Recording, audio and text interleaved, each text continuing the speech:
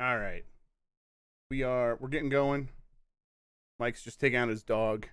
I'm good to go though. I don't know what his deal is, why he has to time it right for when we're going to start the podcast.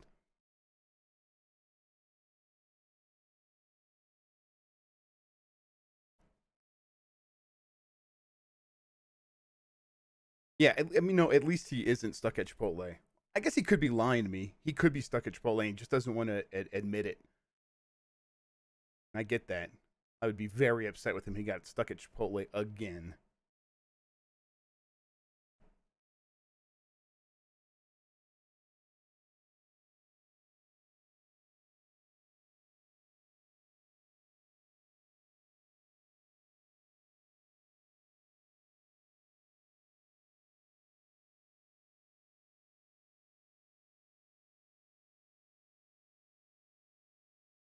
I'm going to move these questions up here, and then I'll answer the Xbox questions when I talk about having the Xbox. That makes more sense.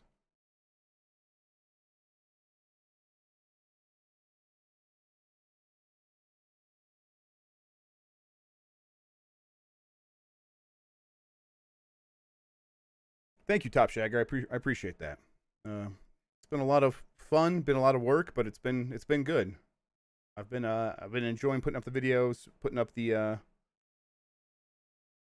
stories.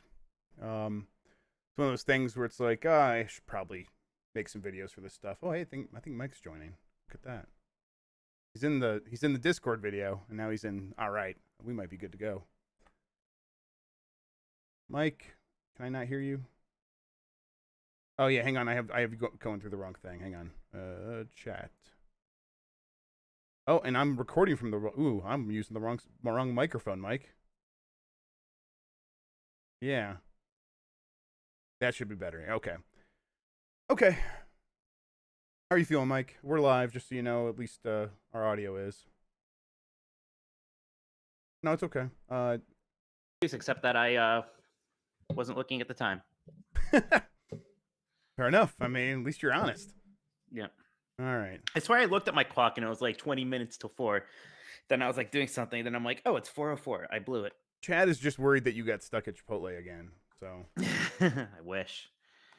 All right, Mike. I think I'm good to go. You want to get started? 1 second. I just want to open up the thing. So I can't see your video feed. Oh, right. I'm probably using the wrong video thing. Hang on. Let me. I do like seeing your face. Yes. Let me. I don't blame you. Everyone really digs that. XSplit. Yeah, man, there's 111 people waiting for my butt. OBS. Sorry, everyone. OBS virtual camera. Yeah, should be. There it is. Okay. I'll say hi so they can all see. Okay, you're good. You're lined up, right? Let me move you a little bit more this way. There we go. Okay. All right, Mike. Let's do it. Let's get going. Yes, I am ready. All right. Finally, tired of waiting for you. All right, I need to hit record. You know what? Let's transition right now so everyone can see us. All right, ready? 5, 4, 3. It's the internet. You're busy. Let's do this. Welcome to the GamesBeat Decides podcast. This is the podcast where we decide everything about the world of video games so you don't have to think for yourself. I'm your host, Jeffrey Grubb. With me is Mike Minotti, who's probably driving Jeff Grubb crazy because I'm futzing around with the screen for my microphone now. I was hoping that the reason you were late is because you were trying to do something about that this entire time. So no, of course not. I mean, I could move it, but I don't know what effect that's gonna have. I sound good at least. I'm better heard, not seen. So yeah, you sound wonderful. Not really. That's all I'm asking for in life. So that works for me. Today's episode: news and games. We got a lot to talk about. I didn't write a ton of news stories down. I feel like so much happened, and yet I only wrote a few things down, so I'm sure I'm forgetting something. So, Mike, you'll have to remind me. I added one thing I could think of already, so I'm covering for your competence a bit. Thank you. I mean, that's why we pay you. That's what you're here for. All right, we'll get to all that very soon. Got a lot of questions, mostly to do with the Xbox Series X. I'll talk about that in like the what we've been playing section, and I'll answer all those questions then. But first, thank you for joining us. You can get more from me and Mike at GamesBeat.com. If you have something to share with us, email the podcast at gamespluspodcast@venturebeat.com. That's the plus sign. Thank you to Carlos Ayin, who is Insane in the Rain Music on YouTube, for the use of our theme song. And if you are listening to this on the website player widget, or you're watching on YouTube, or some other way, you can get the audio version of the show through Apple Podcasts, Google Podcasts, Spotify, anywhere where pods are caught. And if you like the show, rate us wherever you're listening, or on YouTube, give us that thumbs up. It helps people find the show. All right, Michael. Yo. How's it going? Not bad. Nothing interesting or of note happening in the world. Yeah, Everything's real chill. I'm feeling. I knew. You know what? I was thinking today. I woke up this morning. I feel healthy. I feel nice and healthy. Oh my god. I feel good about myself. Been wearing my mask when I go out. That's been helping me out a lot. Yeah, you wear the biggest mask I've ever seen. Yeah, the bigger the better. 35 I say. feet away. Yeah. Yes, but in video games still happening despite everything else. So. And you know what? They're happening more than ever. I'm finding for me personally. It's like been a thing where it's like I have really just thrown myself into like getting this Xbox and being like, this is a really great distraction. So there you go. Yeah. But there were other distractions this week, and they were big enough to make our news cut here. Starting with. There's a lot of Mike stories this week. This one's Super Smash Brothers got a new character. You did. You want to tell me about this? What happened? Yeah, it's it's like I think like just the day before they're like, hey, we're announcing a new character tomorrow, and they even said it's like a 3-minute video. So once again, like they're very anti-directs now, right? It's just here's like the single piece of news coming in its own video, and it's this short, cute little cartoon that introduces Steve from Minecraft, and like he has like other skins that make him other characters, like the kind of generic female Minecraft character, I guess, is Alex. There's some kind of zombie and an Enderman, but Minecraft Steve, I guess, is what you would call the new character, and it's very Minecrafty. I mean, he looks like that little Minecraft guy you probably have seen before. He has a pickaxe, he's dynamite. He can even like summon a crafting table and get a sword out of it. There's a Minecraft level, Minecraft music. This is the next character. There's no release date yet. I believe tomorrow on Saturday, there's going to be like a longer, more in-depth video about his moveset. Maybe they'll say a release date then.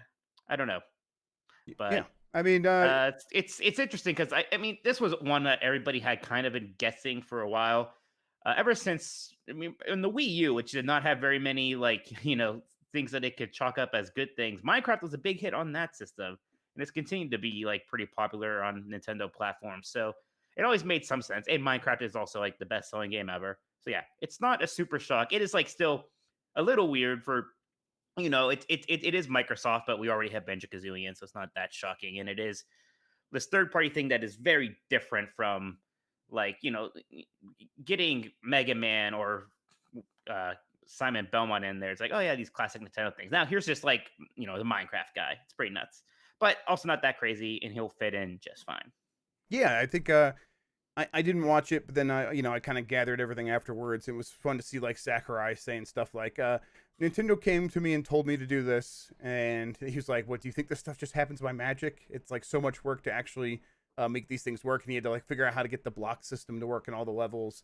But it seems like from the videos I did see, it looks like the character makes a lot of sense in the Smash Brother game, and to me, it's like, oh yeah, that it's almost a surprise he wasn't in there already. But the fan response was probably mixed, right?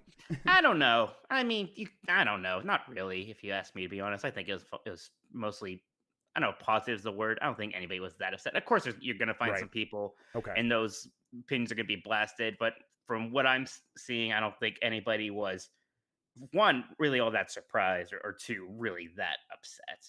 I mean, there's always going to be people who like, they very specifically want one character in there, right? Like they want Sora from Kingdom Hearts, or they're me and they want Gino from, Mario RPG, and they're going to be upset about any of these things. But no, I don't think it was anything like a controversy or anything like that. Right.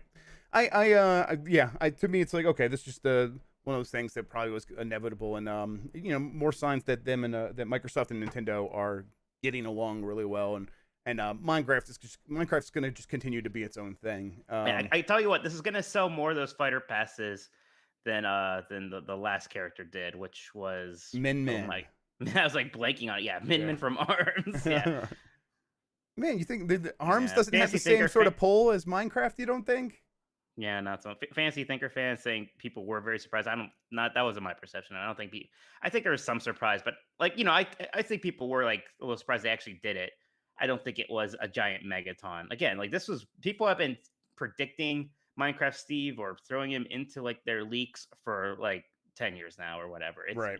this was if you had asked me, do you think the guy from Minecraft's going to be in Fighter Pass 2, which had 6 characters, I would have said yes. I could totally see that happening. Yeah. So yeah, I don't think it's the. I think it's neat. I think it's cool, and I do think maybe not surprising. It's like shocking, right? I guess is the difference. Where it's like, yeah, I could totally see how it's happening, but when you see it happen, it is still just like, whoa, yeah, it's weird. Yeah. I guess it's hard to know where they go from here. Still, but I guess I said that last time too. I bet. There's still plenty of things. I mean, they could still get to Bethesda, or well, I guess that's Microsoft now too, right? And be like, hey, we want Dovahkiin in here, or there's still plenty of Nintendo deep cuts, or even not even that deep cuts. Like I'm surprised Paper Mario just isn't a character yet. Yeah. Things like that. So yeah, there's. I mean, at this point, because the third party gate is open, there's so many people they can like pick from now. It's just whoever they want. So I'm sure they won't have too hard of a time finding 4 more characters. Yeah. The next story it was a weird one. Peter Parker is going to have a different face in Spider-Man Remastered for some reason. I think the stated reason is that it's a better match to the facial movement capture that they did with the actor, who is a different person than the person who is the face of Peter Parker. It's confusing, guys. It's not. Yeah. What am I going to do with this? It's not a satisfactory answer. Yeah. Basically, it was. So there's a voice actor for Peter Parker, and then there's like the guy whose face they use. It's not even, they don't even use his motion capture. Like they use the motion capture from the voice actor, but they just hired a guy and they're like, we're going to use your face. Part of tell them they have computers that can make whatever face they want, but that's okay. That's fine. But so they're switching the face now, supposedly only because like the other guy looks more like the voice actor. So it's easier to like translate his facial capture to this face. Which is weird. Like nobody ever like played Spider-Man. It's like, man, it's just too bad how like Peter Parker's face performance is weird. Doesn't look like it matches. Yeah, bad face. That was on. Yeah, that was on every review. Just bad face. There's never anything about that, and it's weird. Like, yeah, this. We knew they were getting remastered for PlayStation 5, but like this is a big kind of jarring. I can't remember a time that a game just changed. It's basically recast its main character 2 years after it came out.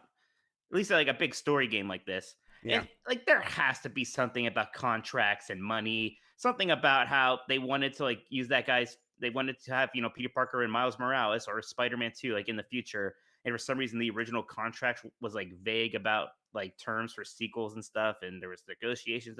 I just find it hard to believe that all of that effort was put into this for the reason that they gave. But even just aside from, I don't like it. I mean, it's not this big thing that I'm angry about or gonna like make a mountain to die on. But it's weird, right? Yeah, it's funny more than anything else. It's like you could, because I think you're right. It's probably contractual, and it's just like, and those things are inherently absurd. I think it's part of the reason why we are being asked to pay for this game again. Probably because like Marvel and Disney. Like, wait, what? You're gonna do what now? You're gonna just give the game away to other people again, or get to the same people? Like, no, you need to charge for it. Like that wasn't in our contract, and so it's like, it's pretty absurd that like the way that we have to like dance around all of these weird things that we don't know for sure because the contracts are secret. But it seems pretty obvious that they are dictating the way these things all happen, and so it's just silly and weird and right. Yeah. Like I beat Spider-Man. I liked that game a lot, and I liked Peter Parker in the game. And now it's like, oh, it's certainly kind of breaks the illusion a bit, right? Like, Yeah. and I know I'm playing a video game, but when the main character just has a new face, like all I can see is just like the skeletal structure of making a game, right? Right. Like, And someone pushed some buttons and replaced the person's face.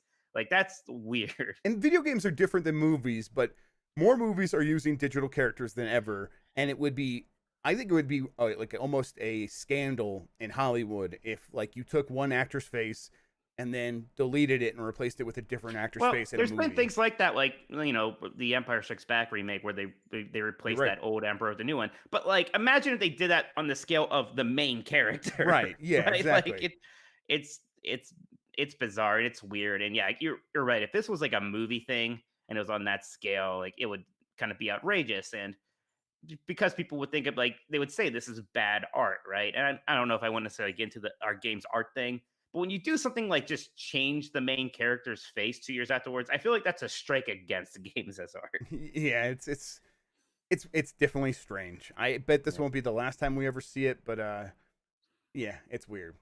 Mhm. That said, I think the face looks good. The new It face looks looks fine. really good. If that was the face from the beginning, I Oh yeah, wouldn't imagine. Like, yeah, I don't even like. I know it looks a bit more like Tom Holland. I don't think that's why it was done, really. But if this was always the face, it's fine. It's just the fact that there is a dramatic change. I don't even. It's not like I loved the old face that much. Like same. how like oh, it was so beautiful. I can't believe I'm never going to see it again. It's just the fact that there is this big change is weird. I didn't have it on the list here, but I meant to, so it's one of the things that I forgot. But chat was bringing it up. The Cyberpunk Crunch story, which I Yeah. guess it goes something like this. Last year or earlier this year, the Cyberpunk management made the CD Projekt Red management made a big deal about how they were never going to have mandatory crunch. Now that doesn't mean no one was crunching. I bet a lot of people are spending a lot of time there, and it's voluntary, but that's a complex and nuanced thing. And sometimes people really feel the need to crunch.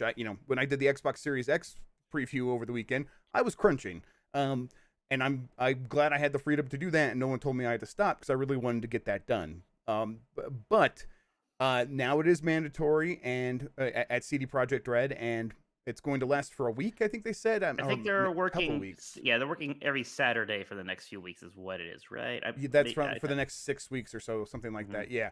And there's no choice there. At least the management isn't giving them a choice. It seems like the obvious choice would be, well, delay the game again if it's not ready.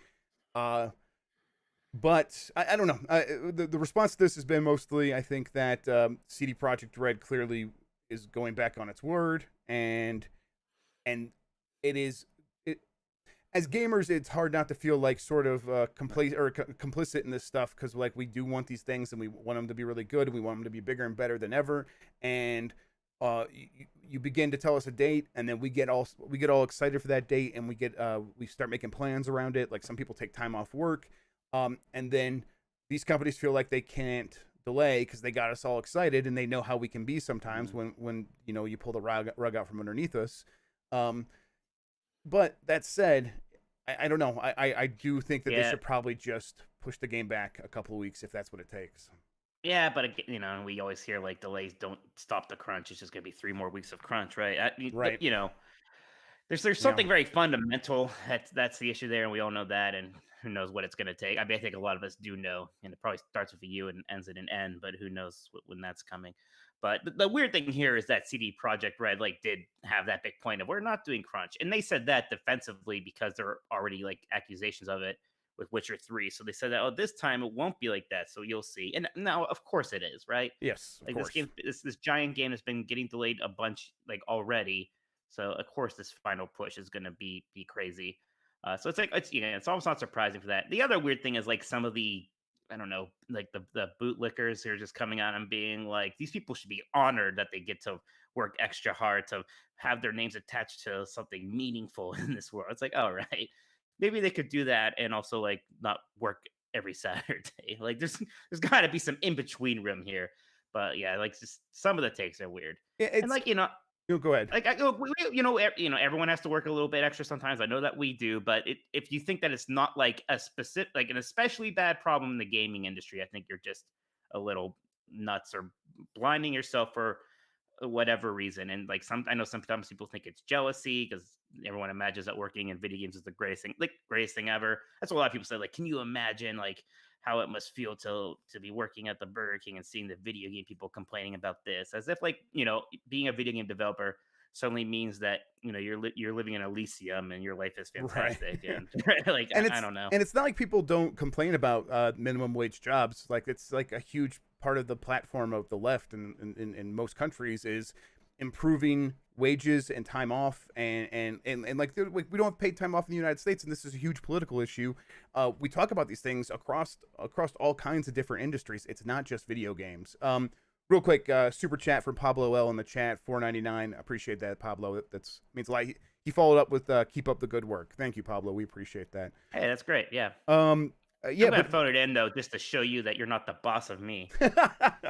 My work's yeah, gonna get let's. significantly less Yeah, good this is gonna be a now. real lazy podcast, I think. Sorry, Pablo. That's just how it's gonna be sometimes. But look, I think crunch is nuanced. I do want to have the option personally to decide sometimes to work all night on a big project because that it's actually how I work best. I don't ever want someone to come and tell me that I have to work all night, though. I never want that to happen. If someone were to come and Mhm. tell me that you got to get this done, or else, or you have to come in on Saturday, or else, when we do that kind of stuff, like Mike, we've done it a lot in our Oh yeah. jobs here.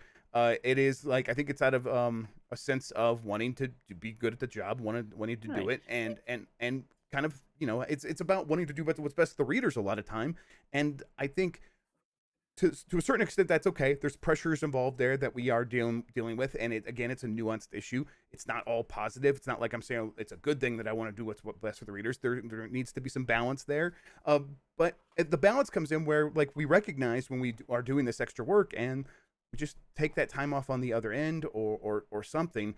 I think management coming in and expecting you to do a lot of extra work, um, that is maybe crossing a line, probably crossing a line, and that's where this I think has become an issue. Right. And I see we got another super tip here from Eddie Player One. Says I work on the software development business. There are times we got to deliver the project on time no matter what, including working 13 hours per day. And yeah, I think that's the case again for a lot of people. And I know, especially in the software side, it does work like that sometimes. But I think that is still up for criticism, right? I think we're Right. still up to look into this. And again, in this specific instance, they said they weren't going to do the thing, and then they did it. And to be clear, like work, as people to come in and work on Saturdays, that's not on the worst end of the spectrum as far as crunch horror stories go, I guess. But it still raises an eyebrow, and you still wonder how everybody there feels about it. Right. I'm not And telling everybody that you have to go and boycott Cyberpunk 2077 now, right? yeah, and it's and I think part of the conversation is like, well, how are you going to handle this as a company going forward? Can it be better? Like if we had never had conversations about crunch, like they probably would have been there would have been a lot more Right. mandatory crunch at this company up to this point Right. because they would have just never felt like, oh, we don't have to worry about that. People don't care That's about the that. thing, and I know some. I guess some people are just going to be sick of hearing about anything that gets talked about a lot like this. But Sure. I think you would have a hard time convincing me that good has not come out of like all this Exactly. anti-crunch sentiment. Like I like it's not like games have gotten worse or anything Right. since then. So I don't know why to be upset about it. Right. It's like, yeah, weekends used to not exist, and then the unions complained about it a lot. We got weekends, and now everyone just takes those for granted. But it's like that's something that came about from the exact same conversations we're having now, and it's we're not. I don't think we expect anyone to change overnight. I do think that incremental change on subjects like this is actually the solution. Not the solution, but it's the only obvious It's pathway where we probably can only slowly make viable thing improvements we over have time. right now. Exactly. And it's the process working, and yeah, it seems like it might still be making changes, and there's going to be slide backs like this, but hopefully it continues to get better for everyone doing labor in any field. um okay, so quick story: EA Play is joining Game Pass Ultimate on November 10th. So we knew that it was already joining, we just didn't have a date. So now on November 10th, when the Xbox Series X and Series S launch, that day you will be able to get EA Play as part of your Game Pass Ultimate subscription. I don't know. I know you get a lot of free games because of the job, Mike. But would this kind of like beef up the idea of subscribing? I mean, again, like for me personally, maybe not necessarily, but I think for a lot of people, absolutely. I mean, just immediately, that's Star Wars Squadrons now, right? Yeah. Well, That's so no. So this is no. the This is an baseline early, version of EA Play. It's not EA Play early access Platinum or or whatever it access. is. EA So Play you get Access. it's I can't remember what they call it, but like there's two tiers. This is the $5 tier where you get 10 hours I think of Squadrons, but then after that you have to pay for it. Or if you Oh, have the EA Platinum one, it's all game releases day one, but that's like what what 10 or what is what $15 is a in month. here? Is Madden in here? So Is it's FIFA like in vault here? games, and it's like after a few Okay. months or maybe like a year, they put like, yeah, like last year's Madden's in there, yeah, and Is then is Mirror's Edge 1 in there? Because then yes, I I I'd think pay so. $50 a year just for that. There you go. I Yeah. pay much more than it's worth just to own to rent it for $50 a year. Yeah. But I mean, it seems like a pretty good deal. I mean, there's a ton of games in there in that vault now, so yeah, it seems like a good deal to me. What is not necessarily a good deal is the way that the save system is going to work between PlayStation 4 and PlayStation 5. So saves from Yakuza Like a Dragon and Dirt 5 won't carry over from PS4 to PS5 if you get the upgraded version. The developers of each game have said this. I think they both said that it might change, but right now that's how it works, and this is different than Xbox where the saves will transfer. What is going on, Mike? Yeah, I mean, it's kind of what we always thought with this stuff, that Microsoft was going to kind of have an advantage here when it just comes to the sort of all that kind of interaction between one generation to the next in terms of backward compatibility, in terms of stuff like this, transferring saves. It's confusing that it's not easier for PlayStation, right? This because, like, I mean, I know right now, like, I'm playing a ton of Marvel's Avengers on PlayStation 4 with my brothers, and we all wanted to play there because we know that's where Spider-Man's going.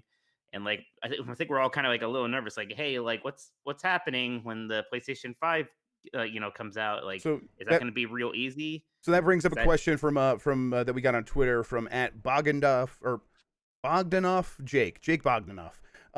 He said, "Is there any clarity on the issue of PS4 PS5 saves? Is a game like Yakuza going to be the standard with Miles as the exception, or vice versa?" And he's see? referring to Miles That's the Morales, which does frustrating. have the save transfer, so Yeah, it can happen. and it's the frustrating thing, right? It's like it's case by case, I guess. Like I don't know. And like in Avengers, I'm like, what's the case? Because like I'll be honest, like I don't think I'm going to be touching my PlayStation 4 once the PlayStation 5 is gone. If that means like I guess I'm not playing Avengers anymore, if I have to restart that game, which is just not feasible, right? Like No, yeah, probably 100 hours put into that at this point. Like I'm not going to start over and play that campaign again and max out Captain America again. So yeah, like that's just that in that case. And yeah, there's just a lot of things like that. I mean, Yakuza, a big RPG, like no one wants to start that over, so it's bizarre. yeah, and it just seems like something got lost there in translation. Someone just dropped the ball because there's no like business reason not to do this, right? Like because the people are still Yeah, right. having to buy the upgrades if that's how you're going to sell it. So It has to be a tech. Like, why would you not? Like, oh, we can make more money if they have to no, restart right? Yakuza. Like, Yeah, not yeah. No, that's just people going to just won't buy it. disincentivize people from wanting to do it, right? Yeah, So it's got to be a tech thing, but it's hard to imagine it's a tech thing without a solution, or at least without like a viable solution they could have come to by now. right. I would imagine that this is going to be part of these early growing pains where we're going from one console generation to the next, and eventually just the cross gen games just will stop coming out. But my hope would be that Sony just kind of clears this up pretty quickly, and six I months from think now we don't even remember that this was an issue. Yeah, I mean, I kind of part of me imagines it's going to be a mess, but again, we are going to be past these cross-gen games quickly enough that it's not going to matter for too long, and they're going to get out the other side of it, but they're going to take a small beating on it for a bit. Yep. All right, Mike. Tell me about World of Warcraft. Then we're gonna take a quick break, do questions, and then we'll talk about Xbox. So let's Just do that, World of Warcraft. yeah, Shadowlands was supposed to come out this month. I can't remember the exact name now. Maybe October 13th. This is the new expansion. And typically before the expansion comes out, like a few weeks or a month, there's a pre-patch which adds some of the new features and a lot of like the class changes and stuff like that, but just doesn't literally add in like the new expansion zones and like the new level cap and stuff like that. And everybody's kind of like, oh, where's the pre-patch at? Like, shouldn't it be out by now? And people were kind of like, is the game getting delayed? And some people are like, Blizzard hasn't delayed an expansion since the Burning Crusade, which was the first one. So there's no way they do that, even if they should. But then yesterday, they finally straight up came out and said, no, yeah, it's delayed till later this year. Doesn't even have a date yet. They did say when the pre-patch is coming out, and it's in a couple weeks or so. So they blamed it on end game tuning, which can mean a lot of things. Apparently, some of the raid bosses in the first raid are kind of a mess right now, and they need fixed. It's hard to imagine that's the only reason you would delay an expansion launch like this. Like there are some other issues that I've been hearing about with kind of the balancing of some of these new abilities and the way the World of Warcraft keeps doing this thing up with kind of borrowed abilities where you can make a decision that's both cosmetic and gives you abilities. And it's kind of frustrating because maybe you like the cosmetic of one, but the other choice is just more powerful. And apparently, like some of these choices, like they're like 50% more powerful than the other one. So the balancing is kind of all over the place on that front. So yeah, there's things that they need to do. It seems like, and at least they are delaying because everybody thinks that the last expansion, Battle for Right. Azeroth, probably came out way earlier than it should have. So Yeah, that was yeah, like it was a poorly received expansion, right? yes, Overall. in general, yes, it was. So Okay. yeah, I mean, still though, like a lot of the problems with BFA were fundamental design issues, and if those are going to be problems with Shadowlands, Right. a Delay's not delay going of to two help. months, not necessarily. Like a delay is going to be able to help with tuning and some stuff like that, but otherwise, I don't know. We'll see. Okay. Well, at least you got the answers there. So I guess we'll have to wait and see. But eventually, I expect you to kind of come back and tell me whether or not they, if it's sort of a situation where they can. To me, when we talk about this in the past, it sounded like there was a tempo where one was good and the next one was okay, and then the next one was Yeah, good and the next one's yeah, it okay. has been like that for a bit. Like two expansions ago, Legion was really good. So yeah, I think people are more optimistic about Shadowlands than they were about or like Warlords of Draenor or for Battle for Azeroth. But it's hard to say. Yeah, Things are Battle not of done. They're Azeroth is just complicated like a games, boring and idea overall. It just seemed like a bad one. All right. right. Well, it's so weird playing Final Fantasy 14 right now because they base like when they make a new expansion, it's just kind of here's more content. They aren't necessarily reinventing themselves every time or adding these like big new gameplay features that are really only like a factor for that single expansion, which makes playing through Final Fantasy 14 like what years later still good. Whereas World of Warcraft, like every expansion is introducing all these new features and borrowed abilities and things that get deactivated when the next expansion comes out. So I don't know. There's something fundamental that is wrong about World of Warcraft right now that I don't know if they're gonna fix, and they can work around that to still make a good expansion. But I would like to see bigger changes someday. Fair enough. All right, Mike. We're gonna do a quick break here for the podcast listeners, the audio podcast listeners, and we'll be right back with questions. Okay. Mike, I got some questions. There's a few like general questions, a couple here that I want to ask you specifically. Then we got a Okay. lot for Xbox, but I'll talk. Like I said, I'll talk about that when we get into the Xbox deeper. So let's get started here. What's the first one I wanted to? Oh, here's a good one for Mike Minotti. This is Ooh. from @FingsTheWolf on Twitter. What happened to the Epic Mickey remaster that was heavily rumored back in June and even had merchandise leak out for it? Maybe somebody thought better of it. I mean, yeah, Probably. I haven't heard much about that. And man, I have a history of Epic Mickey. That was my first press event as a video game journalist, as a budding intern for BitMob. I Yeah, got to right. go to Disneyland, and if you know anything about me, I like Disney, I like video games, and I was like this wide-eyed early 20-year-old who was sent to Disneyland on his. I don't think I've ever traveled by myself before that, so I was sent to Disneyland. Like, was at the Disneyland hotel. Like now we don't accept hotels from people, right? Right. But this Yeah. was the smaller thing. We didn't have these kind of policies. So I was at the Disneyland Hotel. It was back when that new Tron movie was coming out. So there was like the Tron party that they would have at California Adventure every night. And that night it was just for us. They had the demo stations for Epic Mickey set up and next to the theater where they do the Mr. Lincoln show. So Clearly, the best part about Epic Mickey for you was this event. oh yeah, there are a lot of things like that. Like Fallout 76, Fallout 76, the game terrible. Fallout 76, the event quite fun. Recommend it. But but yeah, but that's the thing though. Like I was really excited for Epic Mickey at the time, like because I was like, oh my god, I love Mickey Mouse. Like they're doing this kind of like dark take on it, and Warren Spector's involved. Wow, this is gonna be great. Not that good. Not a very good game, and that's why I was always like skeptical of these rumors, even with the evidence of the merchandise. Like, man, who Yeah. is that really a thing that a lot of people want right now? Is Epic Mickey remastered? I mean, unless there was one of the remasters where they can kind of go in and fix some things, maybe, but I don't know. I would not be shocked if it's something that never sees the light of day. This one's from Ice Pick Danza. How are early multi-platform deals typically done? In regards to Starfield, do you think it's already inked for PlayStation and Microsoft has to honor that, or do you think Microsoft can make it ecosystem exclusive without breaking an existing agreement? I bet Starfield did not actually get, No. because they like sounds like something that would have got disrupted by the Microsoft deal, and when that went ahead, I'm sure Even Bethesda the stopped report everything at the else. time said that they were in talks for that. They never said a deal was finalized. So no, Right. I don't expect to see Starfield as a PlayStation exclusive if on PlayStation at all. Yeah. And then how do these deals typically happen? I don't think there's any typical way. I think it's going to be a case-by-case basis. It's always going to be different depending on the studio making it, the publisher, like who's paying for the games or whatever. I imagine like the reasons we saw a couple from Bethesda is just Bethesda's like looking for ways to make sure that they got some guaranteed money from some of these games that they know are quality and they know would look good on a roster of like, oh, here are some games coming to the PlayStation 5 early on, but might not have the big wide audience that you would hope for that would actually help pay for these games. But in that case, Bethesda reached out to Sony. I think that it was Probably. like I think there was probably always some like I'm sure Sony made it clear that they had money and were ready to spend, but I bet Bethesda was like, yeah, walking right up to that table to make sure that they could sit down and start those conversations. But yeah, it's going to be different for every company. Here's another one for you, Mike, because I've answered this one a bunch in the last couple of months, and I don't think I've ever heard you answer it. Better not be about Mass Effect. I don't know.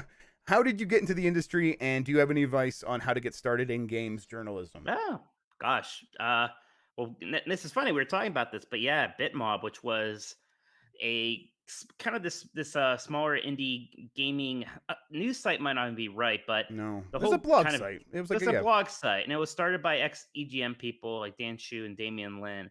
And the idea was that it had this system for user-submitted stories, so anybody could write on it, and they would feature like the best ones and give it a professional edit. And they also had a few interns, and I had gotten a few stories featured there, mostly because I had a gimmick, right? If you can't be good at something, you need to get a gimmick. And my gimmick was that I didn't just post screenshots. I drew my own screenshots, and they were very bad, like basically stick figures, but it was, I guess, funny. So that got, me noticed. And after that, I was like, okay, I want to be an intern now. So I just emailed them every day for, I think, like a month or so until. I didn't know this. Yeah, I emailed Dan and Damien every single day for a month. And then, persistence counts for something, right? Like that, everybody's always going to want people who are really interested in doing something like that. I was respectful about it. Like I didn't write these long things, and I wasn't trying to be obnoxious about it. Like I knew it was kind of funny and silly, and I played into it. But I think I started like a WordPress blog called "Give Mike Minotti a Gaming Journalism Job" and stuff like that. So, and eventually I just, I got the email and they're like, hey, yeah, we want you to be an intern. And, I still remember that day. That was exciting news back then. Because I think like a lot of people, I thought that was the end all be all. And it was in a ways. I got, like a year after that, I'm in Disneyland covering Epic Mickey. And, right. Yeah. Like my big dream for a long time was just going to an E3. And I've been to like 8 or 9 E3s now. And it's fantastic. But yeah, I think big takeaways. Because like I was not good for a very long time. I was very bad, right? Like we're all bad when we start out. So find a hook at least, gimmick if you want to call it, but find something that makes yourself unique, and then persistence. And persistence can mean, it can sometimes mean bugging people for opportunities. And then once you're there, it means keeping at it even when there's days you don't feel good. Like there are days when my work was not good. And I don't want to say I was chewed out, but like, I've had talks like, hey man, your copy's not very good and you have a lot of these mistakes and typos. And I saw a lot of people get discouraged by that and leave and just stop. Same. And yeah, you kind of have to work through it, swallow your pride a bit, and just keep going at it till being good is first something you have to work very hard at. Then eventually it becomes a bit easier to be good. Yeah, Get good, I guess, is what I'm saying. Good advice. Always great advice. I won't go over my whole history, but my thing here is always look around and find the other people who are trying to do the thing you're trying to do and that kind of vibe with you pretty well. I think that's like me and Mike both were at Bitmob and we've kind of come up together, and it's like, don't try to like fit yourself into a clique that already exists. The video game industry is small, covering, the media side's very small. There's a tight knit. And those groups are already pretty closed off, and you're not going to be able to like just slide in and become one of the team, one of the the best friends or whatever. You need to look around and start the next clique and be the person that is reaching out and networking with other people that are similar to you. And as people around you start to like go up in the ranks because they might be better writers than you are. I definitely had that happen with me. When they need help, they're going to think of you, and that's what happened. That's why I got called into Bitmob. Brett Bates was like, we did this podcast together, Brett, and oh my God. yeah, Brett was like, hey, Jeff, I know you wanted to write video game news and stuff. Can you come do that at Bitmob? And I had given up at this point. I didn't think this was ever going to happen. I'm like, oh yeah, sure. Okay. I'll do that. And that only happened because I formed like a pretty small group of friends that were trying to all make it happen at the same time. So yeah, do that. That's my advice. Let's see what other questions, and then we'll try to get to Xbox. Yeah, how do you think Jim Ryan is handling the PS5 info rollout so far? What could be done to improve? That's from @AC Draymond on Twitter. I think it's okay. I mean, clearly, I think they're not as bad as the Xbox One was, not as bad as the PS3 was, but I don't think it's as good as the PS4 was. I think that there's too much confusion, a little bit of the hubris, but nothing as bad as it has been in the past. I know people were complaining, and I think rightfully so, how like their last big event, it had it had a lot of like the info we wanted, but then like a lot of it was like hidden in a blog later. It's like, well, why didn't you just say that while you had our attention? So I think their message is a bit muddier than Microsoft's right now. I don't think it's so bad that it's going to have a giant impact No or way. anything. But I still, I mean, look, they sold out of pre-orders, right? They're going to probably sell very well. They have to be happier with their launch lineup for the next immediate while. I think they feel fine. Yeah, and I think I never thought Jim Ryan was great for this job. I think he crushed it in Europe because I think the PlayStation just has a history of crushing it in Europe, and he sort of got the job because of that. And that doesn't mean that he's bad at it, though. I don't think he's bad at it. I think the things that he's doing are a lot of the stuff that Sony fans want. Go out there, spend money, get big exclusives. Final Fantasy 16, he made that deal happen. That's a big deal, and that's the kind of stuff that make people excited to want to buy a PlayStation 5. So I don't. At the same time, like, he is the person that I think sticks his foot in his mouth and kind of says some stuff that occasionally are like headline worthy in terms of just being so tone deaf. But he's making the company money, and the PlayStation 5 seems like a good piece of hardware, and they're gonna have a lot of games. So how much can you really complain? Anti-macro with a very nice what is this called, a super chat or super tip? Super chat. So Jeff Keighley has done a better job rolling out PS5 info than Jim Ryan. It's true. That's $5 Canadian for that. Thank you, Marco. It is funny sometimes where it's like, why is Jeff Keighley the one telling me these things? Yeah, it'd be one thing if he's like getting scoops, but you do sometimes get the intention that they're like, Jeff, we want you to tell people this. Like, well, why don't you tell me? Why do you need a middleman? Like, Jeff's nice, but yeah, you're there. I still don't get that. Yeah, I still don't get how any of that happened. But yeah, that is weird. All right, Mike. Let's go ahead and move on to what we've been playing. Should we talk about some of these games and then finish up with the Xbox, or should we do the Xbox up front?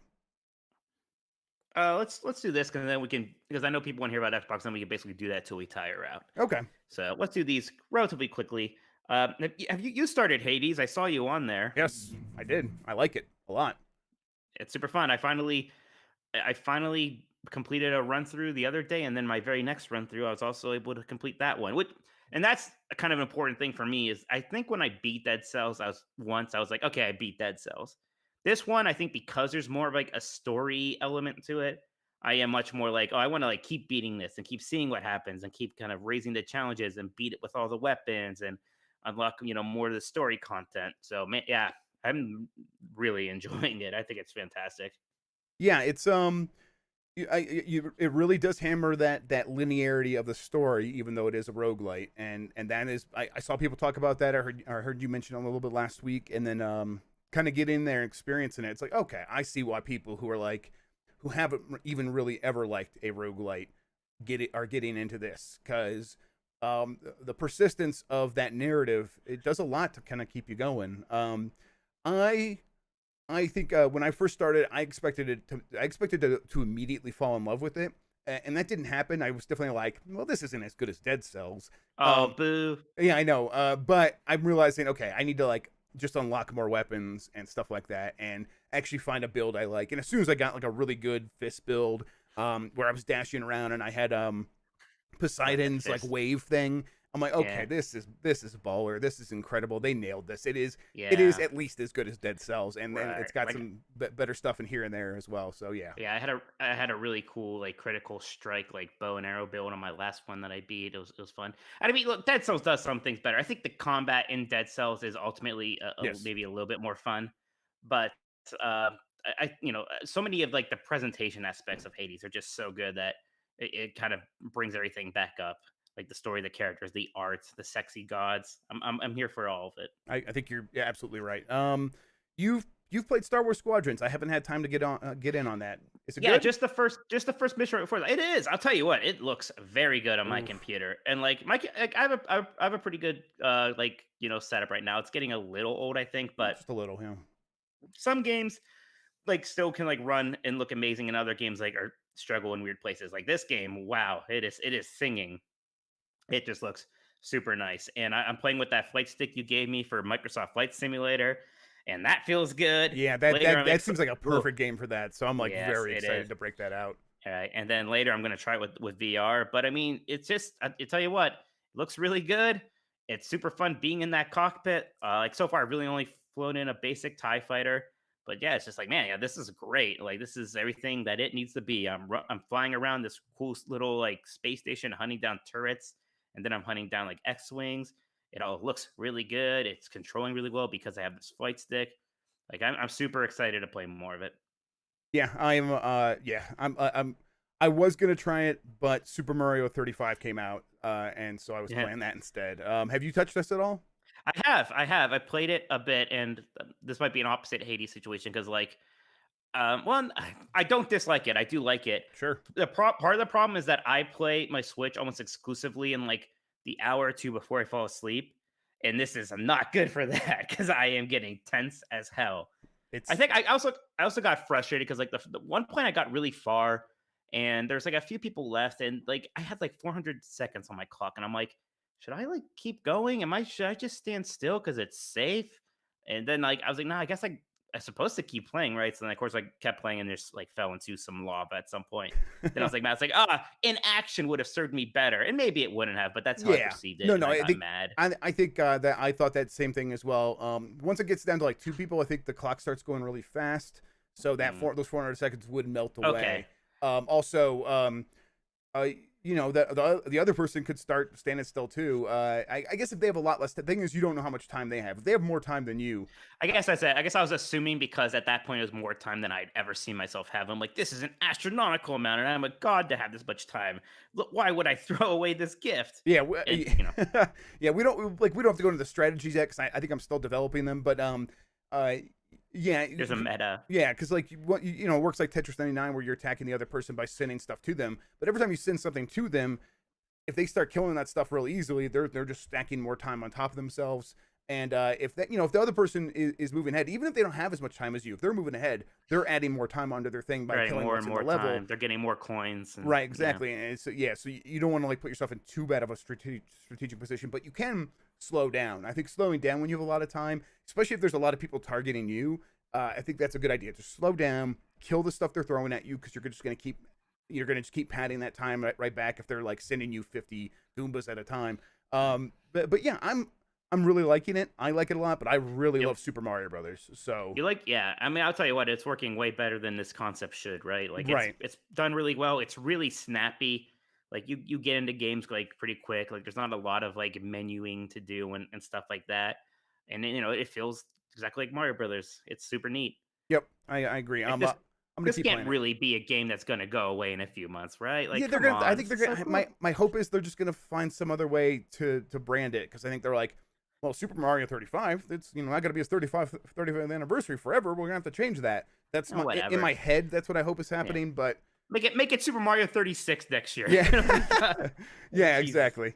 I do think that the 35 is probably the right amount of people though. If it was 99, It is, it right? would I go think too you're right. long. So Yeah, absolutely. I almost part of me almost wishes that like it could go by a little faster because there's right. that part where when it's like the last 10 people, it starts to feel like you're desperately waiting for people to start dropping Right. out. So my strategy there is to try to get to the 1-4 or any water stage as long as I have firepower. Because if you send the bloopers to people or if you send a Bowser, that tends to actually do a lot more damage. And I've Mm. had a lot of luck where it's just me and one other person, and I go to a water stage because you have the pipes, and a lot of times you can choose.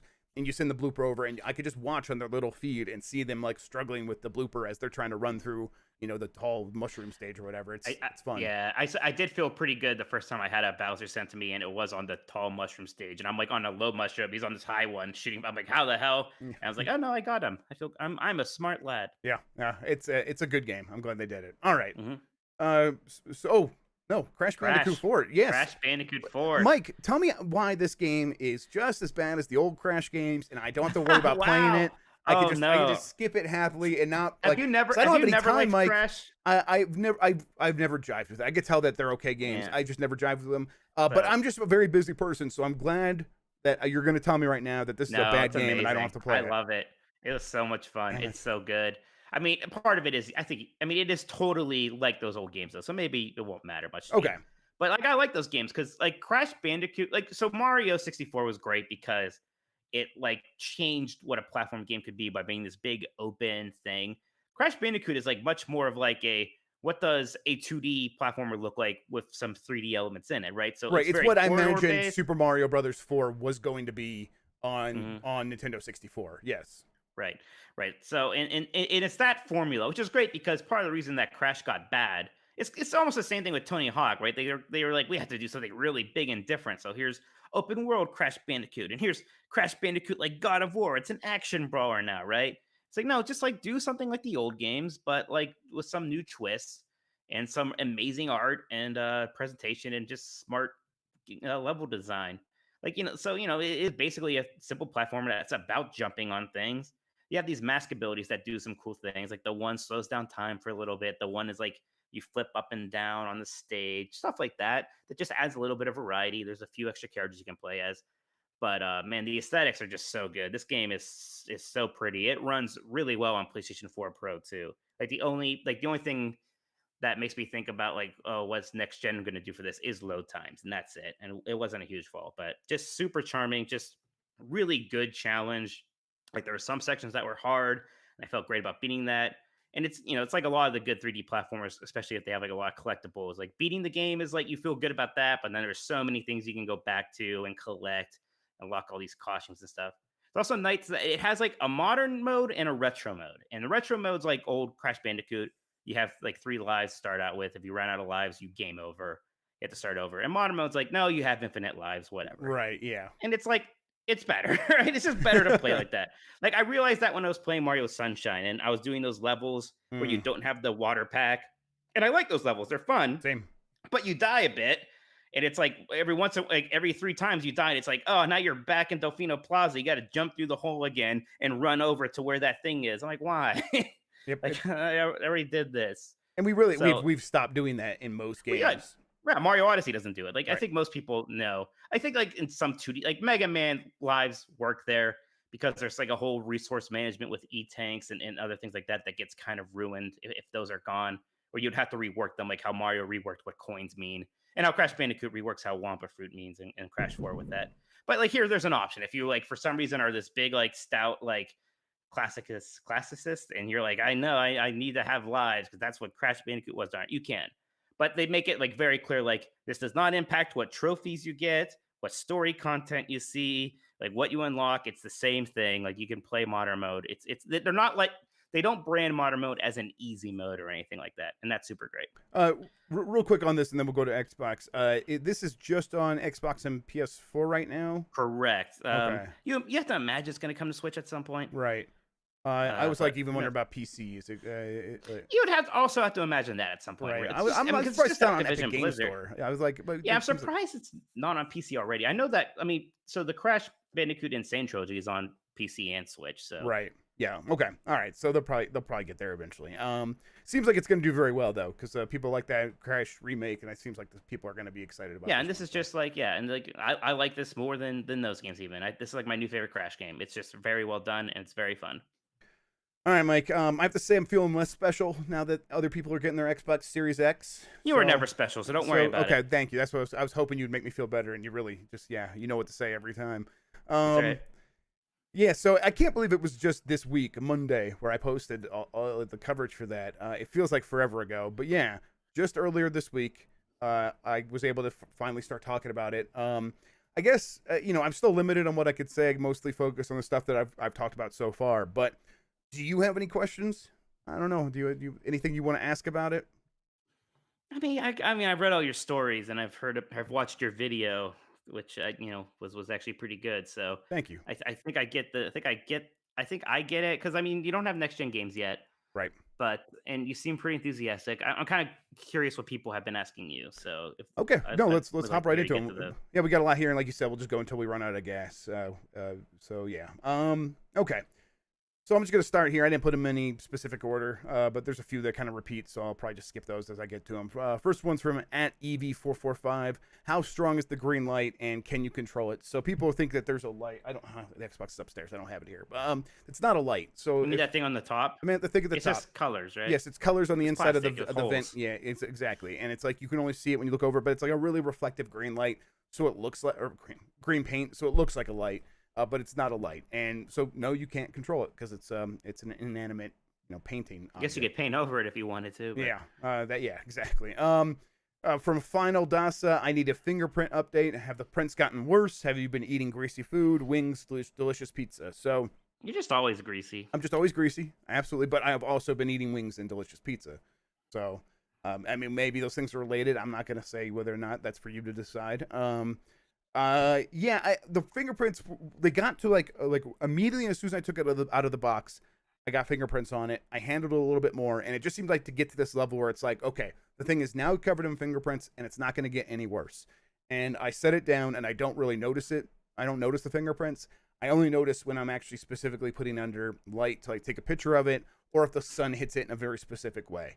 But most of the time, I don't see it, even in a well-lit room. So, I wouldn't be too worried about it. This is a big deal for a lot of people. I didn't realize how much the fingerprint. Well, a lot of people are going to play it in handheld mode. factor- They're going to play it in handheld mode, so that's why they're. I don't get it either. Yeah, that was a joke that someone gave me like right away, and I'm like, I've been stealing it ever since. I wish I could remember who said it, but it's been making me laugh. I mean, I've been a human for a while. I'm used to my fingerprints being on things. Yeah, no, exactly, and I think most people won't notice if it's a big deal. Wipe it off. Just wipe it off, and then don't touch it anymore. You'll be fine. From @LordBeef, any guesses as to what's going on Game Pass when the console launches on November 10th? I think they're probably going to just make a big deal about EA Play. They might have something else, but I wouldn't get your hopes up I too don't much. even think what else could it be. Right. Like maybe, I don't know. I mean, we always thought that there would be like some big game that they would get. I mean, when is all the Bethesda stuff on there? Has that already happened? No, the Doom Eternal is on there, but no, most of the Bethesda stuff is still not on there. So maybe they can line that up. And I think they've added a lot, but I think if they're gonna make a big splash with something, it's probably gonna be like a few weeks afterward because there's gonna be like a lot of 2-week free trials and stuff, and I think they're gonna want to like give people a reason to actually put the money down and continue with their payment monthly after that. So I wouldn't expect too much more on November 10th itself. From @Imran Zomygod, it's Imran Khan. How many could you lift at once before you buckled? So I've been thinking about this, and Wow. You're very weak. Yeah. First of all, we have to consider that I am incredibly weak, and they're about 10 pounds. An Xbox Series X is about 10 pounds. And I'm assuming, like, since we're talking about buckled, we're talking about my muscles giving out, and not like, oh, I fumbled and I can't hold them anymore. So I have some way. Why would you assume that? I have some way of holding them securely, right? Yeah, I'm an idiot, Michael. Why would I even think about that? Yeah. So my guess is like maybe like at least like 20. That's like 200 pounds, right? I think anything above 20? How strong do you 20? 20. 200. I could lift 200 pounds. These? I think I could get 200 pounds of uneven weight segmented into 20 parts. I'm saying that no. I'm not saying like if I have to balance them, no, like 5 maybe. If I don't have to balance them though, if there's some way where I can like rig myself up. What, do you think you're gonna be in a bowl? Yeah, like, you cannot pick up a 200-pound bowl. You can bench one. I could pick up a 200-pound bowl. I'm a dad. I have dad strength. You have to realize that. I'm like all day. I'm just lifting up things for these kids. I'm gonna find some way for you to try to deadlift 200 pounds and comfortably hold it. I mean, I'm comfortable. I'm going to buckle, yes, but like I'm not like buckle means. Yeah. My back and my muscles will give out, and I will be destroyed. But I'll be able to do it. All right. Thank you, Imran, for that very insightful question. Move on. You're done. From @RandomDonut, where is the fan, or what direction does the hot air from cooling exit it? And does it get loud when running from more demanding games? It doesn't get loud. It just doesn't. I've tried. It doesn't get loud. It's just always quiet. I guess I haven't run next gen games on it yet, so I'll have to see. But it doesn't get loud. I've just It's had hard to imagine that's going to make too much of a difference, but who right. knows? I think so. Where's the fan? The fan is I think it's kind of right underneath that vent, and it draws all the air up and shoots it out of the top if you have it vertical. And then, of course, you put it on its side out the side there. There's another question. I'm not going to find it, but someone asks, like, how much room do you have to have for that vent to let the air out? Turns out you can have 0 because there is another slot on the back at the top where if you were to put something like a piece of paper on top of the Xbox and it like blocked that vent, the air would begin blowing out that back slot, like on a sink where it has that little thing where it starts to overflow, and it's like like that, yeah. So it's pretty smart design. I think you're not gonna have to worry too much about how you place it. Put it in your system, however it's gonna work, and then see if it starts having issues. Then maybe you will have to move it, but I don't think it's gonna be too much of a problem. All right, so from at Daniel C. Vor VTR, a bunch of letters. Kind of related to HDMI 2.1, if you plug Series X into a TV with 4K and 120 hertz, but without HDMI 2.1, do you lose resolution or frame rate, and can you choose which one you lose? So, in regards to playing backward compatible games, because that's all I'm allowed to speak to, and that's all I've done. But it's going to work a lot like the Xbox One X did. Now I know that's not HDMI 2.1. But you always had the option, and if you plugged in a 2.0B HDMI port into your TV, you could have 4K 60 frames per second, or like on the Samsung TV that I use, or 1440 at 120 hertz, or 1080p at 120 hertz, and it gave you the option to choose that stuff.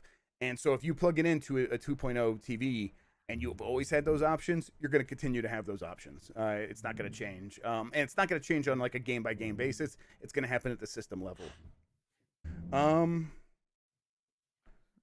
From at Prash Loves Games, does the Series X preview units come with apps like YouTube, Amazon, Netflix? How fast can you load into these apps? We're probably not allowed to talk about them, but it's like I haven't been able to use them. They don't work yet. So is there like an app store you can access on? I mean, it's the same thing as the Microsoft thing, right? Where the same as the Xbox One. It's like you would get Netflix for your Xbox. It's the same thing. It's just none of that stuff is compatible with the Xbox Series X yet. So or if it is, I haven't found the ones that are, and so because I'm not allowed to test them yet, or I'm not allowed to talk about them yet, so I haven't even tried to test them. But I guess as we get closer to launch, maybe I'll be able to talk about that, and at that time I'll come back and let you know. From at Jake Randall YouTube, or Jake Randall YT. Honestly, I'm really interested in the backwards compatibility, specifically compared to the Xbox One. It does it have more or less games? Do they look and play better than they do on the One X? Also, how do regular Xbox One games play? That's what I'm interested in the most. So just across the board, from what I've tested, games run better on the Xbox Series X by far. In terms of support, it seems like if they were supported on Xbox One, they will eventually work here. For me, I have a limited list of games that work. Not everything. I've tried a bunch that I had on a hard drive and I plugged it in, and most weren't working. And I think a lot of that just comes down to getting the approval from Microsoft, like Microsoft putting them on the whitelist, not a matter of like, oh, they're not going to work at launch. Because when I asked about it, Microsoft was like, oh, you have a game that you really want to try, let us know, and we'll see if we can get it to the front of the queue to get it in there. So, but when I have tested the games, it's been like, man, this game is running incredible. You should have told them Knack 2 just to see what they'd say. Yeah, can you get Knack 2? Yeah, next time I get a chance what to talk if they to did them, it? That'd be, you know what? Who knows? They might pull it off. Who knows, Mike? I mean, honestly, if they did that, that's generation over. They just won right there. But yeah, every game's running incredible. I was testing Hitman 2, which already runs pretty well on the One X, but it was like 60 frames per second in the high resolution mode. And I'm like, man, I'm just gonna keep playing this game because it feels so good at this frame rate. That's actually something, because I'm still actually just at the last mission of Hitman 1. I got distracted and didn't beat it. So that's something I'm looking forward to do, is just beat that and then just play Hitman 2 on my Series X. I think it's a perfect game where it's like you got this new hardware. You have like maybe some time during the holidays where it's like, okay, I'm gonna go back and get my backlog. That is a perfect game to just like knock out. Then I also just I never played the Shadows of War, that Shadow of Mordor sequel, And like no one, I know like no one thinks that's a fantastic game, but I like Lord of the Rings. I like the Sure. first one fine. Play that now. Did you try Titanfall 2? Somebody asked that in chat, and I actually kind of curious now. I did, and it wouldn't boot up. So that's one of my Ah, favorite games. that's the one so you should bug them I'm about. going to Yeah. bug them about that. See if I can get that added because there's Well, there's some time between the next time I'm allowed to talk about like the next batch of things that are like under embargo, which I can't speak about the date.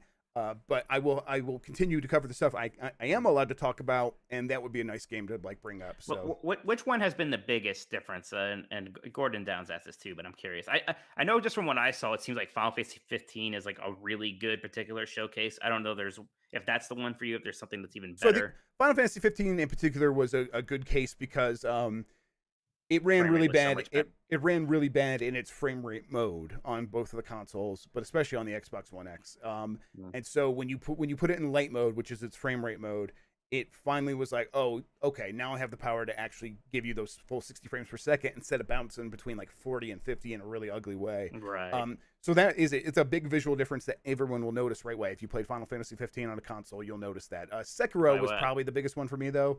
It was just so smooth. There's a game I haven't played. Yeah, Man. yeah, exactly. I think people are going to be like, it makes it feel really good to go back to play these games. It's just a matter of fact that if you own a lot of these games already, or you tried them, or you got them on Game Pass or whatever, and you're like, oh, this is cool. I like this. If you boot them up again on Xbox Series X, you are going to notice a difference. Everyone is going to notice the smoother frame rate. It just feels better overall. I'm really excited. Like I said, Hitman 2, I'm kind of playing through it again. Like as I get through some of this coverage, I'm gonna start going back to some of these other games and do the same. Let's see. From M, how is the D-pad for Tetris hard drops and fighting game combos? And then there's some other questions I'll get to in a second. The D-pad is really good. I am really happy with the D-pad on this new controller. So it's got that circular look. It looks like the Elite one. I tried some like fighting style games. I did like Streets of Rage 4 to see how the commands worked, and it worked really well with that stuff. Ooh. But fighting style. That's how dare you call it a fighting no, style just game? like I guess. it has fighting style commands. It has the circle, the quarter circle punch and stuff. That reminds me of my mom was playing Call of Duty and asked if it was a fighting game, and I'm like, no. She's like, it's not a fighting game. I'm never gonna call it a fighting game. All right. You sound like a mom, is what I'm saying. You I sound just like a loser. I just need to beat my game tapes, Michael. I need to gotta rewind these. Yeah, but the D-pad's excellent. I actually have a video on that. If you are asking me that and you're listening right now, and I have a story, go to GamesBeat.com. You'll find the story in the video there. So if you want to like see me talk about the D-pad, and you're particularly excited about the weight distribution of the controller. It feels so good. It feels so good. Distribute that weight. Yes, for real. Like it's like distributed. It makes me mad at this stupid old Xbox One controller, which I liked actually, but it's like you pick it up, it feels like so hollow in the handles. Paperweight. Like, throw this thing in the garbage. Door stopper, bludgeoning weapon. Yeah, no, Get not even. Out of here. Just throw it out of your house. It shouldn't even be in there. Yeah, it's an awful bludgeoning weapon. The weight is so poorly distributed. No, you're right. I would never use this to kill a person. Yeah. You still need the Duke for that. Yeah, exactly. That's true. Yeah. I wonder how many people have been killed by a Duke. I know. I wonder the same thing about the PlayStation 5. At least 3. Because that PlayStation 5 is so heavy and it's got kind of angles. Some people are gonna. People, yeah, never mind. Gonna kill somebody. Oh, let's not get morbid now. Yeah. Yeah, fair enough. Yeah. All right. I'm losing my place on some of these questions. There's a lot of them. I'll just kind of see what sticks out to me. Have you tried any OG Xbox back-to-back games like Black? I've tried a few. I have the list. I'm just lazy, so I don't check the list before I download games. But I downloaded like Ninja Gaiden, and that didn't work. Yeah, so. Ninja Gaiden seems like. I know my brother will be curious about Crimson Skies, so yes, I'll try Crimson Skies. If it's not on the list, I'll ask him about that. There's a lot of games people have asked a lot about, and Crimson Skies is one of them. You think they'll ever bring back Crimson Skies? You think that they care? They should just do it. Why not? Just do it. Yeah. I mean, Microsoft Flight Simulator is so popular. Like Crimson Skies is like a franchise that can kind of turn that into more of like a quote unquote game sort of a thing in some way. I don't know. From @Mr. Bandito 35, is there a monitor out there that will be able to take advantage of everything it can offer? HDMI 2.1, high refresh rates, having a hard time finding one. So those are just coming out. Asus has their new like ROG one that's like $1,000, and it's got HDMI 2.1, does 4K, 120 hertz with HDR. Excuse me. And I imagine like I have an older Asus ROG Predator monitor. excuse me, or no, this is an Acer, but it's similar, and it works really well for like 4K 60 gaming. I imagine that these new panels are going to be good for 4K 120 HDMI 2.1, but I would like just wait and see what the reviews say. Wait and see what the professionals say once they try them out. And if you really want to have an HDMI 2.1 gaming experience, and honestly, it's not that much more expensive. Get one of those LG OLEDs and put that in your office and use that, because those are going to be pretty close to just as good as a PC monitor now, given that they have like a 4x4x4 color space, like chromatic aberration thing, where even text looks really good on those screens. So don't be precious about getting a monitor instead of one of those TVs. Those TVs would be just as good. Hey, have you tried Fallout 76? Yeah, so I've tried Fallout 76. It's actually the first game I tried. It's a lot. That's an interesting choice. Yeah, I know. It's one it's one from the list that I remembered, and so I'm like, I'll just download that. It runs at 30 frames per second, locked, but it's a consistent 30 frames per second. Yeah, that's still an improvement, I guess. It's an improvement. It seems like that you would hope that would run at 60 frames, but well, you just got to at that point, it's going to take a developer update. That's one of the things people got to keep in mind is like. The hardware doesn't solve the very problem, right? Yeah, like the hardware is going to be more powerful. It would enable this game probably to run at 60 frames per second, but a lot of games get locked at 30 so that developers can be like, well, we just want a consistent frame rate, and that game didn't have one, so that's why this is still an improvement. But a lot of games did have a consistent 30, and so they just locked it at that and then walked away. To get like the full advantage of this new hardware, developers will have to go in and update it and enable that. Now, I think there is some talk of Microsoft saying, hey, we can unlock your frame rates on a system level, do some like frame doubling in some weird way. We might do that, and I'm hopeful, but that's just like one possible feature that might happen in the future. Isn't that just like sports mode on the TVs, just doubling frames? Yeah, so no, I hopefully it's not like that, because that is really bad for gaming. If you have that on for gaming, that's you will get jittery stuff and it'll look really bad. You'll probably get a little like motion sick too if you have that on, because it's not meant for gaming. It's I tried it once and made me like woozy. But yeah, hopefully I'm pretty sure Microsoft's technology would work different. I think it would be unlocking the frame rate within the hardware somehow. For a second, they're complimenting your hair, so I had to type about how you're ugly and I'm beautiful. I'm gonna let my locks down while you're doing that. Yeah. Thank you. When you boot up a game on the Xbox Series X, do you have a choice on performance, like 1080 4K, HDR, non-HDR, 3060? Game by game, probably, right? So it's gonna like game by game, but also like you do have like what your Xbox outputs that's in the system settings. But your games, a lot of times, even if you have your TV set to 1080 60 or something, the games are still gonna a lot of times output at 4K. And you'll have to go into the game settings and change that. So game by game. Nothing pops up when you open it, except for maybe the HDR stuff. Sometimes when you put in a game, HDR comes up. But HDR is now also set at a system level because Xbox has that automatic HDR that applies to old games that never had HDR in the first place, which works really well, surprisingly. I'll have a video and a story on that early next week. But because of that, none of those games have HDR like settings in their menus. So you set the HDR on the system level, and then you'll want to go in and set the brightness in those games to default and not mess with that. So just keep that in mind. Again, I'll have more on that in the story when I write it. All right, Mike, maybe like one or two more questions and then get out of here. Sounds good. All right. I'm shocked I don't have to go to the bathroom yet. Yeah, I mean, we'll give it time. I'm sure in the next 30, 60 seconds, we'll see. Is it true that there won't be enough Xbox Series X's out there for everyone during the first months? That's from @JM Pantheon. Yes, I'm pretty sure that in the first couple of months, it's probably going to be pretty hard to get either one of these systems. Right. Not impossible. I mean, November's launch month, then you have Christmas, so that's going to be difficult. I imagine once it becomes 2021, things should get a little easier. I think that sounds exactly right. So if you're really dead set on getting one, try to track one down starting right now. But if you feel like, oh man, I'm not sure if I want to go through the stress of trying to get one, that sounds bad. Just wait. You're not gonna miss much. It's a couple months, you'll be fine. All right. One more. Trying to find a good one. Okay, yeah. From Galchu. They told me how to say their name. They got in my DMs. Nice. So from Galchu, I'm probably still butchering it actually. When the Series X was announced, there were some first-party games we would take for granted as launch lineup. I'm talking about Gears Tactics, Minecraft with ray tracing, and Flight Simulator. What happened with the last two?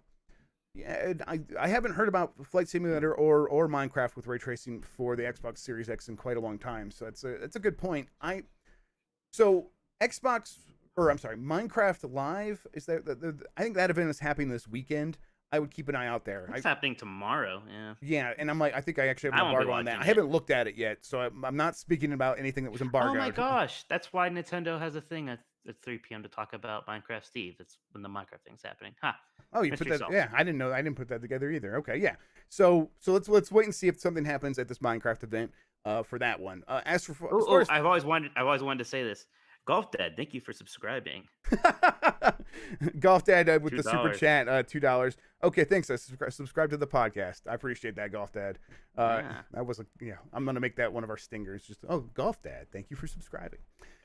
And then Flight Simulator, I imagine we'll hear more about Flight Simulator soon, but also that team is pretty busy doing updates on the PC. So Right. I mean, that thing is taxing even pretty strong PCs. So right. Probably not. Right, Not a they're very easy probably working on process. optimizations. They're probably trying to get it like running really good on more PC hardware, and that will make the effort of moving it to console much more realistic. So yeah. Okay. I think there's some other questions here, but most of it's stuff either I can't talk about it yet or stuff I covered in some of my other stuff. So if you're interested, go to GamesBeat.com. Check out all my stuff there. You'll find probably the answer to your question if you're really interested. My dog's upset. And your dog's upset. So let's get out of here, Mike. Tell people where they can find you on the internet. Find me on Twitter at Tolkoto, Tolkoto, and check out my 90s Disney podcast, 90s Disney, at 90sdisney.com. Our new episode just went out about the California Grill, one of the better known restaurants in the Walt Disney World Resort. So you can learn all about sushi and filet mignons and falling banana souffles. I was and listening to goat it cheese yesterday raviolis. while rebuilding this PC. To take out the PSU, I listened to it. And I'm like, God damn it, this is making me hungry. So yeah. How is your PC? Is it better now? Much better. It was the PSU. It was the power supply. It was just that I knew it was the power supply. It's just that's the biggest pain in the ass to take out. So I'm like hoping it was everything else. But yeah, it hasn't crashed since, and I'm sure now that I've said that, it's gonna crash right now. And then so you told people where to find your other podcast. Anything else, Mike, or should I go? You go. Your turn. I'm Jeff Grubb on Twitter. I'm also Jeff Grubb on Twitch, which I don't have time to do right now, but maybe one day. YouTube.com/Jeffrey Grubb/live is where we broadcast this podcast every Friday around 1 p.m. Pacific time, 4 p.m. Eastern. But you can also find the video like archived there. And if you're watching on YouTube, if you're the one people watching live, thanks for watching along with us today. We really appreciate that. If you want to subscribe to this like Golf Dad did, it's available on any podcast platform. Everyone be more like Golf Dad. That's what I always say. Be more like Golf Dad. And thanks everyone for the super chats as well. We're going to get out of here. Thank you for listening. Until next time.